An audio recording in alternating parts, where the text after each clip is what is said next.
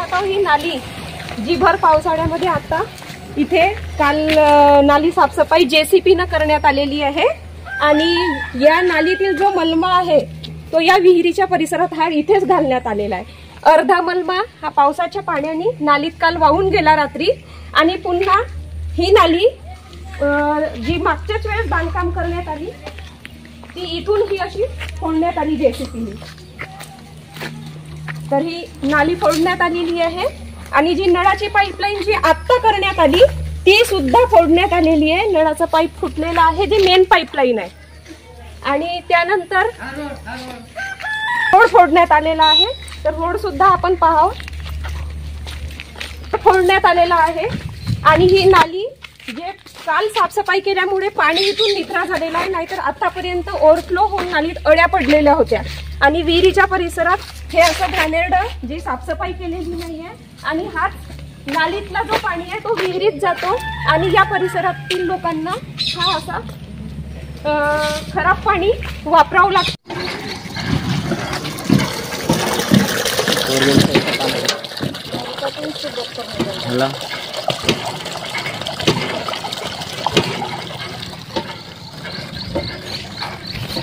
दर्शकों, आप देखना शुरू कर चुके हैं बापू वार्ता न्यूज नेटवर्क। इस वक्त मैं जो कि गोरेगांव तहसील के अंतर्गत आने वाले मोहाड़ी ग्राम में मौजूद हूँ और हमारे साथ में जो कि मोहाड़ी ग्राम के माजी सरपंच है। माजी सरपंच ने पूरे ग्राम पंचायत के ऊपर जो कि निशाना ताना है कि गांव की नाली सफाई बरसात में कैसे, क्या बरसात के पहले नाली सफाई नहीं हो सकती थी।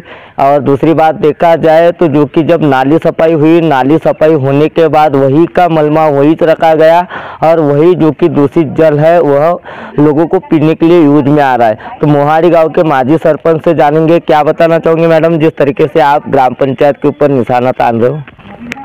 मुझे सिर्फ यही बताना है कि मैं थोड़ा मराठी में बात करूंगी क्योंकि मुझे हिंदी उतनी फास्ट बोलते नहीं आती।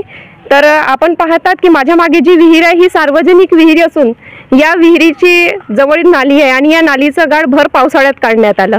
उन्हाळ्यात झोप खुलली नाही आणि आता पावसाळ्यात नाली साफसफाई करायची त्यांना आठवण आली आणि तेही माणसं न लावता 2 माणसांना मजुरी मिळाली असती, त्यांना 2 रुपये मिळाले असते, पण इथे ते JCPनी काम करून या नालीला फोडण्यात आलं आणि नळाची जी पाईपलाईन होती ते सुद्धा फोडण्यात आली त्या JCPनी, कारण JCPने नाली साफसफाई करण्यात आली आणि विहिरीजवळचा ओटा सुद्धा फोडण्यात आला। माझ्या मागेच आहे, आपण बघू शकता आणि त्या ओट्याजवळच त्या विहिरीच्या परिसरात त्या नालीतला मलमा टाकण्यात आलाय।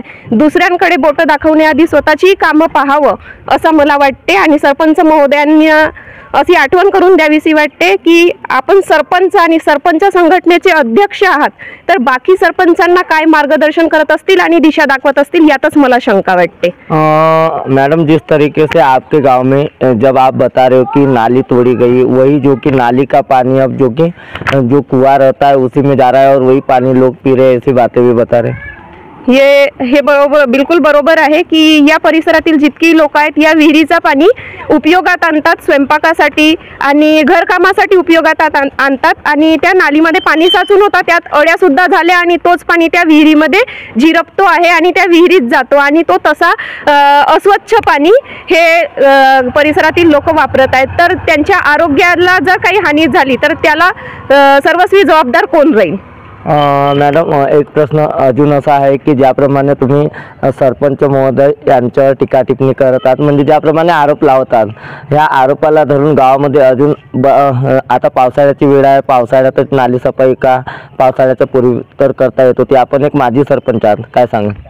मी हेच सांगेन की नाली साफसफाईचं काम हे उन्हाळ्यात केलं जाते आणि मी सरपंच असताना सुद्धा गावातील मजुरांना कामाला लावून नाली साफसफाई केल्या जात होती, जेणेकरून त्यांनाही 2 रुपये मिळकत आणि नाली साफसफाई ही होऊन जावी। पण यांनी उन्हाळ्यात कुठलीही नाली गावातली साफसफाई केलेली नाही आणि आता भर पावसाळ्यात या 15 दिवसापासून त्यांनी JCPनी नाली साफसफाई करणं सुरू केलं आणि तेही कसं आहे की पूर्ण नाल्या भरून गेल्या आणि त्याच्यात अड्या झाल्यानंतर।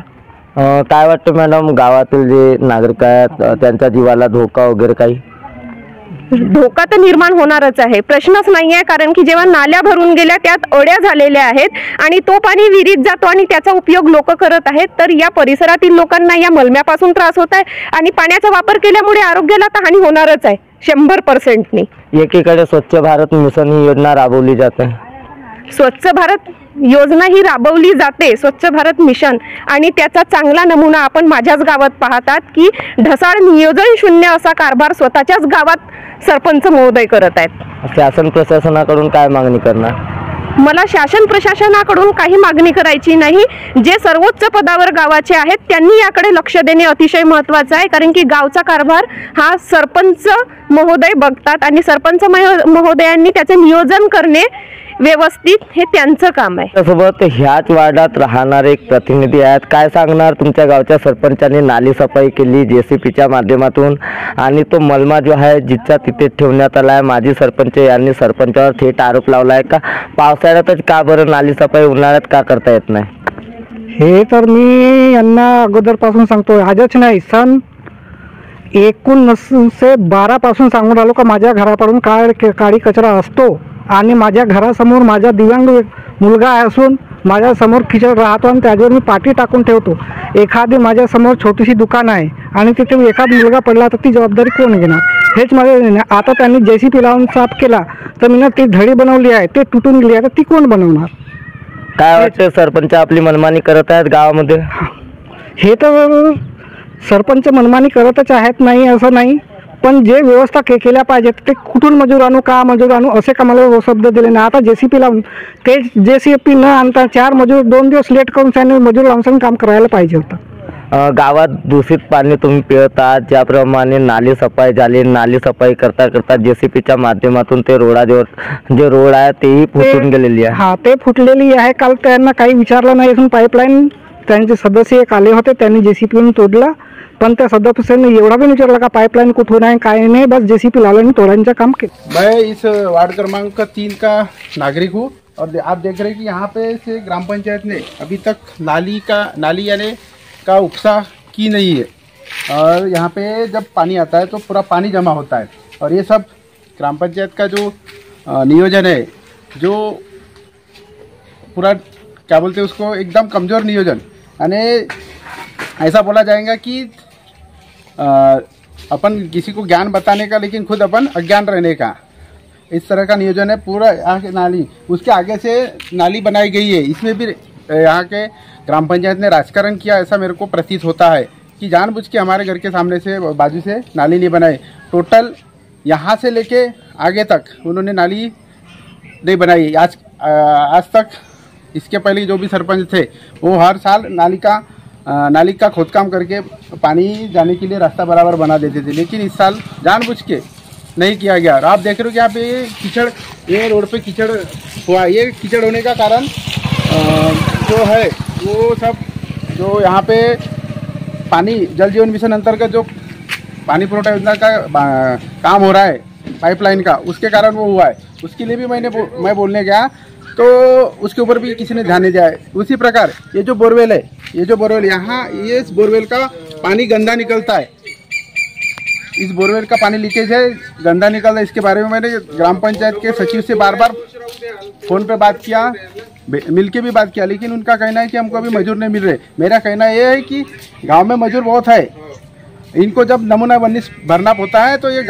बाहर गांव के मजदूरों के नाम से नमूना 19 भरते हैं, जो कभी काम पे नहीं जा सकते। डॉक्टर किशोर गौतम के समान उसके पूरे परिवार का नमूना 19 बनाया गया है यहाँ पे इस मोहाड़ी गांव में, जो इस रोड पे काम किए करके दिखाया गया है। उसकी पत्नी, उसका लड़का, उसकी बहू, उसके भाई का लड़का, खुद डॉक्टर किशोर गौतम के नाम से इन्होंने नमूना 19 निकाले हैं। ये मेरे पास इसका प्रूफ भी है। तो ऐसे बगा, मेरा कहना है कि तुम्हारे को जब नमूना 19 निकालते हो, नमूना 19 निकालते हो, तब तुम झूठे नमूना 19 निकालते हो, तुमको मजदूर मिलते हैं। तो इस काम के लिए मजदूर क्यों नहीं मिलते? उनको बुलाना चाहिए और ये काम उनसे करवाना चाहिए। मेरी ग्राम पंचायत प्रशासन से ये अनुरोध है कि ये जो बोरवेल का पानी गंदा निकलता है और नल का भी पानी गंदा आता है, पूरा कचरा आता है। जब नल आता है तो पानी में कचरा आता है, वो भी उसकी व्यवस्था की जाए। और हमारे को जो आगे चल के अगर कुछ सेहत को हानि पहुंची तो उसके लिए सर्वस्व जवाबदार यहाँ की ग्राम पंचायत और वहाँ के पदाधिकारी रहेंगे। तर मित्रांनो, नक्कीच तुम्ही बघितल्या, आमच्यासोबत होते माजी सरपंच, गावातले काही प्रतिनिधी, गावातले जबाबदार नागरिक होते. त्यांनी काय आरोप केला, कशा प्रकारे दूषित पाण्याचा प्रकोप जो की लोकांच्या घराघरात जात आहे आणि दूषित पाण्याचा प्रकोप गेल्यामुळे काय होऊ शकते काय नाही, आणि जे की माजी सरपंच यांनी नरेंद्र चौरागडे जे आताचे सरपंच आहेत त्यांच्यावर काय आरोप लावले ते तुम्ही बघितल्या. मित्रांनो, पुढील पार्ट 2 मध्ये मिळूया. तोपर्यंत नमस्कार.